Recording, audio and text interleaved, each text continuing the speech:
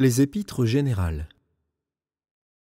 Depuis le IVe siècle, les 7 lettres suivantes, Jacques, 1 et 2 Pierre, puis 1, 2, 3 Jean et Jude, sont appelées épîtres catholiques ou épîtres générales. Elles se distinguent des épîtres pauliniennes par le fait qu'elles ne s'adressent pas à des églises ou à des personnes particulières, mais à un cercle plus étendu, voire même à l'Église dans son ensemble. Le terme catholique utilisé primitivement pour désigner ces lettres est employé dans le sens d'universel. Plus tard, ces épîtres furent nommées épîtres générales.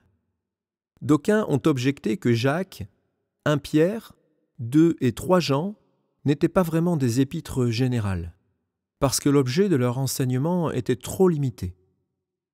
L'épître de Jacques, qui s'adresse aux Juifs dispersés, entre parenthèses, aux 12 tribus qui sont dans la dispersion, fermons la parenthèse, est probablement l'un des plus anciens livres du Nouveau Testament. Elle a été écrite avant la fin des voyages missionnaires de Paul et à l'époque où l'Église se composait d'une grande partie de chrétiens hébreux. Elle mérite donc d'être considérée comme l'une des épîtres générales au même titre que 1 Pierre, adressée à ceux qui sont étrangers et dispersés. Dans le Pont, la Galatie, la Cappadoce, l'Asie et la Bithynie. Les courtes lettres de 2 et 3 Jean sont étroitement apparentées par leur forme et leur fond à 1 Jean. Elles peuvent être considérées comme les prolongements de cette première épître et méritent donc, bien qu'elles s'adressent à des individus, d'être comptées à leur tour parmi les épîtres générales.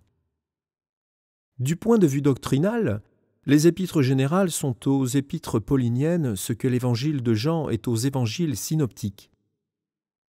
Elles complètent l'enseignement de Paul sans jamais entrer en conflit avec lui. C'est ainsi que l'exposé de Jacques sur la justification par les œuvres complète l'enseignement de Paul sur la justification par la foi. De même, l'instruction de Pierre sur les derniers jours et le retour du Seigneur est le corollaire de ce qu'écrit Paul sur le même sujet. Le rôle des épîtres générales est donc d'apporter des compléments au grand exposé de Paul sur le christianisme et ainsi de s'insérer dans la doctrine du Nouveau Testament. En d'autres termes, Paul énonce les principes du christianisme sur les païens, alors que Jacques le fait pour les Juifs. Pierre établit un pont entre Paul et Jacques. Dans ses épîtres, Jean présente l'aspect universel du christianisme. On peut considérer que Paul est l'apôtre de la foi, Jacques celui des œuvres, Pierre celui de l'espérance, Jean celui de l'amour et Jude celui de la défense de la foi. Enfin, dans leur interdépendance, les épîtres de Jacques et de 1 Pierre, celles de 2 Pierre et de Jude, et les 3 épîtres de Jean ont bien des points communs.